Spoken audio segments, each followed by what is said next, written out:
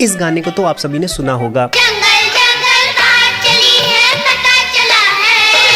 अरे चड्डी पहन के फूल खिला है, फूल खिला है। पूरा बचपन हमारा बगीरा, शेर खान, मोगली इन सभी कैरेक्टर्स को एंजॉय करते हुए बीता है।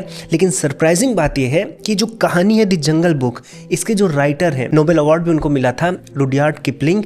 सरप्राइजिंगली ये एक बहुत बड़े रेसिस्ट आदमी थे। ये हम इंडियंस को स्लेव समझते थे और ये मुझे पता चला कल रात को जब यूट्यूब पर मैं टहलते टहलते एक डॉक्यूमेंट्री पर पहुंचा। डॉक्यूमेंट्री का नाम था फ्रॉम स्लेव्स टू बॉन्ड।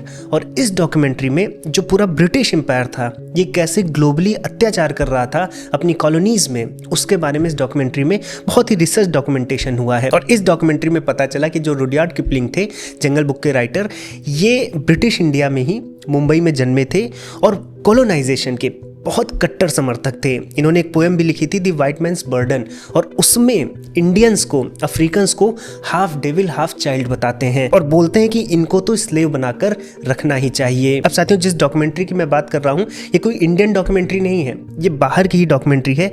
लेकिन इस डॉक्यूमेंट्री में ये भी सच बताया गया कि जिनको ये हाफ डेविल हाफ चाइल्ड बता रहे हैं, ये इंडियंस जब ब्रिटिशर्स आए थे तब इंडियंस की जो लिटरेसी रेट थी वो 87% थी। जब ब्रिटिशर्स गए तो इंडिया की लिटरेसी रेट 7% पे आ गई थी। इसके साथ साथ इस डॉक्यूमेंट्री से ये भी पता चलता है कि ब्रिटिशर्स ने मैन मेड 8 से ज्यादा फेमाइन्स भारत में किए थे, जिसमें 3 से 4 करोड़ भारतीय मारे गए थे। उसके बाद भारतीयों को स्लेव बनाया जा सके, उनका मोरल डाउन करने के लिए उनके साथ फिजिकल असॉल्ट किया जाता था। और इस कॉलोनाइजेशन का प्रभाव इतना गहरा है कि आज ऑस्ट्रेलिया और कनाडा जैसे कंट्रीज, जो कि डेवलप्ड कंट्रीज हैं, वो भी आज ब्रिटेन को अपना कॉन्स्टिट्यूशनल मोनार्क मानते हैं। और इस डॉक्यूमेंट्री से एक और इंटरेस्टिंग बात पता चली कि ब्रिटिशर्स ने इतना सामान चुराया है अक्रॉस ग्लोब कि आज ब्रिटिश म्यूजियम केवल 1% ही डिस्प्ले कर पाता है।